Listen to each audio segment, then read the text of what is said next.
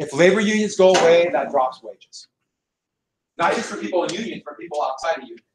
Because companies aren't fearful that their workers will start a union, therefore they won't raise wages. Is there another one?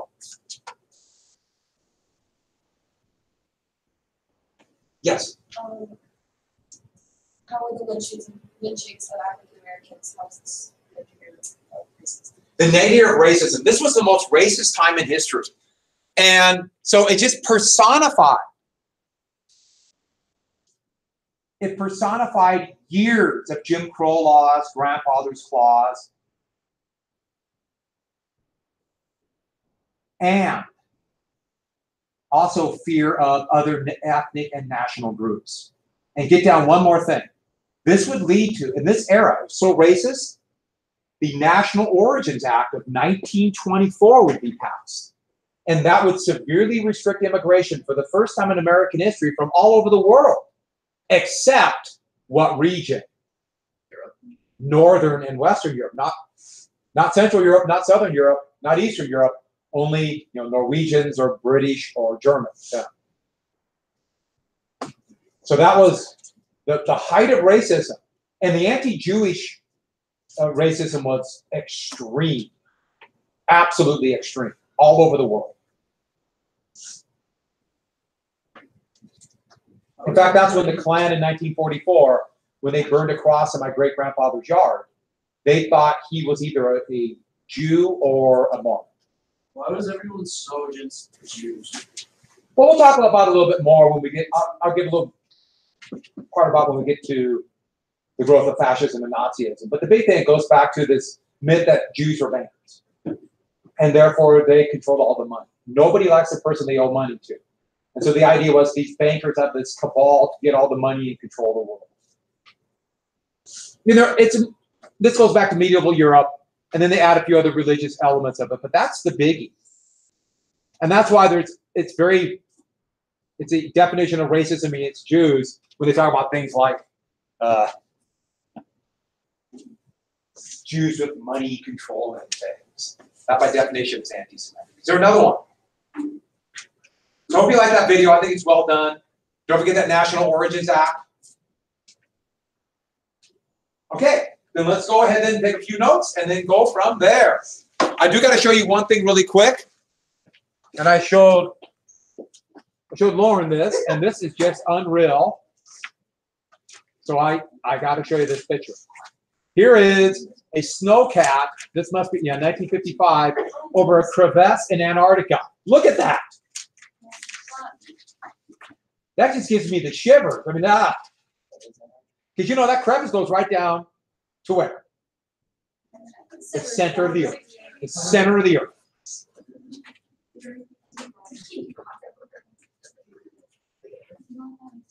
So this is the time of anti-union activities, but very conservative. Before we get to conservative, let's get to one thing really quick. And by the way, that social conservative thing, there are people that are more liberal and the idea of looking forward and the idea of we can learn from the past, but we want to project to a new future, and also conservative looking back. And my guess is you have elements of both. Probably. I have elements of both. I'm definitely one way more than the other, but I have elements of both of them. It's like anything else. There's no black and white. So this was a time of that new consumer economy, and there's one thing we got to get about this consumer economy.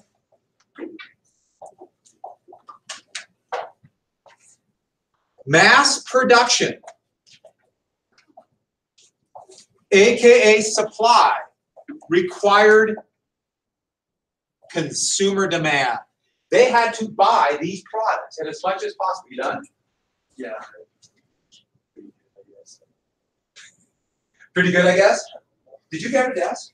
Yeah. You mind bringing it back?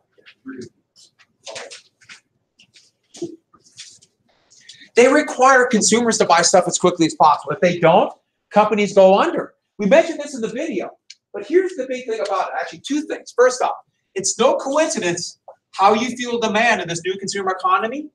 It happened before, but now it became a fine art, advertising.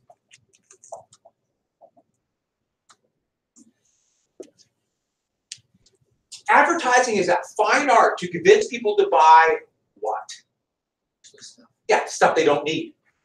Yeah, you got to convince them to buy stuff they don't need. And it's quite effective. Look at all the stuff you have that you don't need. I would say probably even 3/4 of the stuff. We might think we need it, but we don't really need it. And I'm just as susceptible. I'm not saying I'm above you. I don't. No, of course. But they convince people to buy stuff or buy things before they were broken. And once you buy a car, do you need another car for a while? Why do you think they came up with model years? So you think, hey, it's a new one. And later on, they'll make products specifically designed to break. So you have to buy a new one. And anything technological is just great for that. And so convince people. Propaganda from the war turned into propaganda to buy stuff. We see the same thing in the 1950s. But here's the thing. What were they buying? Well, consumer electronics were one of the two big things. But consumer electronics, we lump together as simply radio. Radio was like what everybody had to have. What would say, then also like the new washing machines and Mixmasters. Actually, and a toaster. No one had toast. They had a toaster. Kind of a pain, huh? Yeah, I know. I'm the same way. Toast makes the world go around. Radio. And one more thing. Here's the biggie. Automobiles. The boom in cars. And it became such an important thing for people to buy cars. And with advertising, you convince people to buy cars or radios that they might not be able to afford. That's where you get those installment plans. They pay by installments, go into debt. Now, that only works if you think tomorrow you're on the job or you're crazy. I knew a few people like that. I know I have no money, but I want a boat today. So, but think about cars. To get to how important cars were, just think for a second about not only having a car, but making it useful, aka being able to drive. We did this with railroads. Think about cars. How many different things do you need to make a car, or if you have a car? What do you need to make a car? So very good steel, and it's got to be high quality, and it's got to be strong and light. So the big refinements in steel industry. Where does rubber come from? Yeah, rubber. Africa, South America, Southeast Asia, rubber trees, the sap, and the process to make rubber is called vulcanization. Yeah, and that Charles Goodyear, really, that's who did it, Charles Goodyear, for raincoats. Then eventually his company would be in the tires. And the thing about rubber, you need a whole infrastructure then to make tires. In fact, the city of Akron will be Firestone. I mean, almost every job revolves around Firestone, making tires. What else do you need? Gas.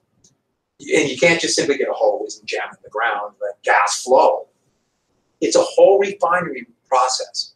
Actually, gasoline was was something they just threw away or burnt off. And then they began to use it. And the thing about it is you have to refine it, deal with the waste, and a whole infrastructure, you know? A whole infrastructure to get the gas to a place that could be sold and distributed. That is a massive industry. And you need pipelines or special rail cars, all sorts of things. What else do you need? Huh? And think about glass. It can't be any glass. Because if a rock hits a chip comes up a regular glass, it shatters in your face. So you need some kind of special safety or plexiglass. You need something that just can't happen overnight. What else do you need? Huh? So all the electronics involved not only started the engine, but eventually the big thing was like miniaturized radio. Ooh, that was big. And that's a big technological advancement. All this electronics, once again, a new thing. What else do you need? So like upholstery, leather, all those things that brand new. The nice steel dashboard. I want you to ponder that one for a second. That was a big safety feature to go from steel to something else. And back when I was a kid, those seat belts, no one had those things.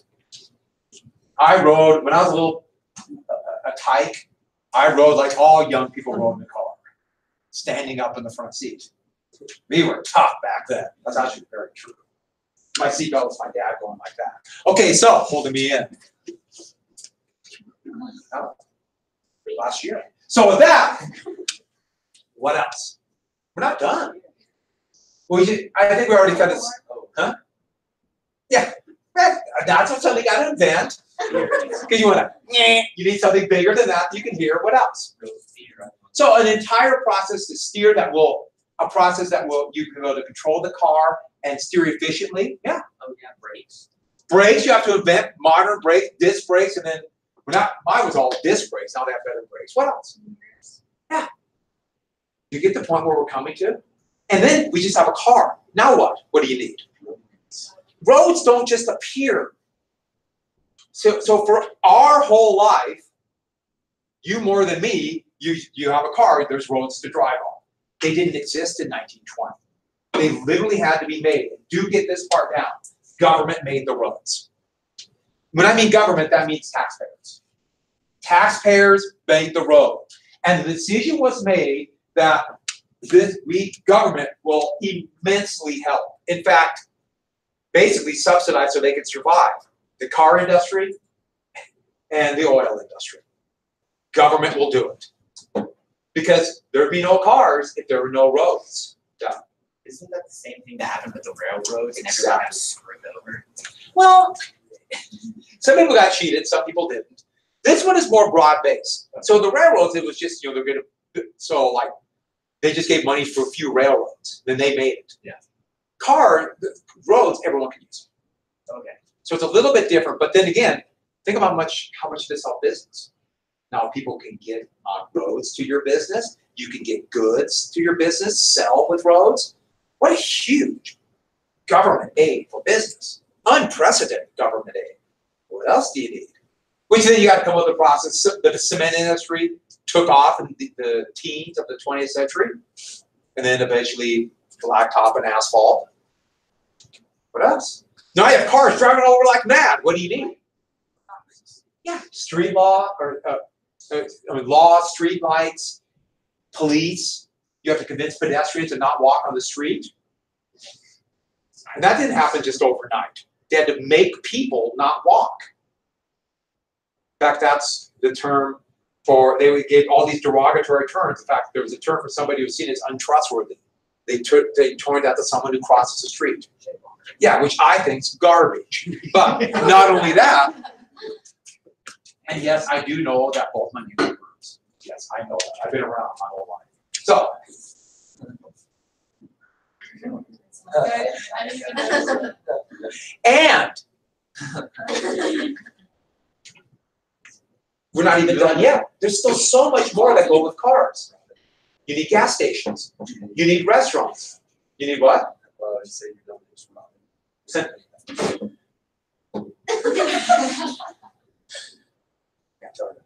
a bird? No. So you're driving down the road. Now you have roads. You get tired. Need to sleep. What do you need along the highway? Stop. Hotels for motorists. Motor hotels. Motels. And that's where motels come from. A motor hotel. And so all of these things came. What happens if all of a sudden people can't afford to buy cars? What happens to the economy? And so that's one of the problems with having all your eggs in, well, I guess 2 baskets. When people couldn't afford these anymore, the whole economy crashed. Think about a town like Akron, Ohio. 1930, no one's building cars. 70% unemployment. That's incomprehensible. 70%. There'd be food riots in 31. Are you from Akron? Yeah, he was born there. Oh, really? Yeah. And what's their college nickname? Do you know? No. University of Akron Zips. Okay, so I don't know what that line's for. So were you really born? Everyone knows Zips. Let's go up. Ohiowegian. So with that, I've been to Akron. Anyone else? Was that 2 of us? The only 2 cool people in here? You're all kind of cool. Who's been to Omaha? See, so we have 3 cool people now. Okay. Who's been to Bill, Wyoming? Huh. All right, so There's like 3 people in the one. So that. And here's the thing about it then. Once you have this type of economy, don't forget, government policy, economic policy greatly affects this. And this was an era of, except in the South, where there's only one party, it is very conservative economically, but also socially, and Republican. That's why, who was elected in 1920 president? Who was a Republican? Coolidge was his vice president. Harding, his slogan, return to normalcy, a very conservative idea. And then, and you see, you can tell by their slogans if it's socially more conservative. Now, economically, it doesn't mean if they're conservative socially, they might be liberal economic, but conservative. So we have Harding. Who would replace Harding? Coolidge. And then who? Hubert Heaver, yes. All of them have one thing in common. Their economic policy would be personified by the same Secretary of the Treasury. That's supposed to be a U. His name, Andrew Mellon. And Mellon was one of the richest men in America. And he made his money the old-fashioned way. Inherited, yes. Andrew Mellon, Secretary of the Treasury. And this Treasury Secretary, it was his basic economic ideas. This very conservative ideal, which he would dub trickle down economics. And so, I'm going to start the diagram and I'll finish a little bit on Monday, or if I'm here tomorrow, I'll do it tomorrow. And the whole idea is personified by the wealthy. Mellon did not hide this. The rich need more money because the rich create prosperity. And the idea is we have to give them money. So set up a system, and that means the government must set the system up so money flows to the top. Now there's a logic to it. Now the logic they claim will be that prosperity will go to all people then. It could also be they just want to be richer. But the logic was we should help the wealthy because they're the ones who understand how to make money. That's why they're rich. There must be something better about them. Why would you ever give money to somebody who lives in a cardboard box by the river? How would they ever know how to make money? You give money to people who are rich because they know how to build things. By the way, by definition, what philosophy is this? So get that down somewhere. Trickle-down economics is very social Darwinistic. And as I mentioned before, conservative and liberal, the more social Darwinistic you are, and everyone has elements of this. We all have elements of this attitude. You're more conservative, the less social Darwinistic, you're more liberal. That's why Brian hated evolution. He thought that was social Darwinism. So, government action. So let me give you a couple for the bell ring. The first one really big one, is something I can't remember. Oh yeah, that Red Scare, remember that? Anti-union. You get rid of unions, wages go down. Oh, I should add, the biggest part of these, it's all to lower wages. They want to lower wages for workers, keep wages low, so then more of the profit goes to the top. Then they'll use it correctly, the idea would be. They know how to make money. That's the logic. Or at least that's what they claim to be. It really depends on your ideology, if you believe this or not. Next, intensely anti-regulation. All those progressive regulations like no safety, worker safety, no food quality regulation. In the 1960s through today, no environmental regulation. Because all of those are costs, and that reduces profit. But what's the two biggies, though? The most important regulation that's hated by conservative economics. What is the anti-monopoly? They didn't call it monopoly, though. What was it? Trust. No antitrust and no financial regulations. No, like things like bank regulations or stock market regulations. To conservative economics, you get a bubble, that's more money. So, no regulation. And then monopolies, by definition, will lower wages, can't put more money at the top. So I have a little bit left to finish, but it just depends. I have a little bit left to finish tomorrow or Monday. And if I'm not here, we are going to watch a job at 4. It's great. It covers the 20s, it covers, goes in a little more detail of what we're already talking about, and then finishes with the Great Depression. It's really good. The only problem with the Great Depression series, one of the producers is a guy who I used to like, and now I hate.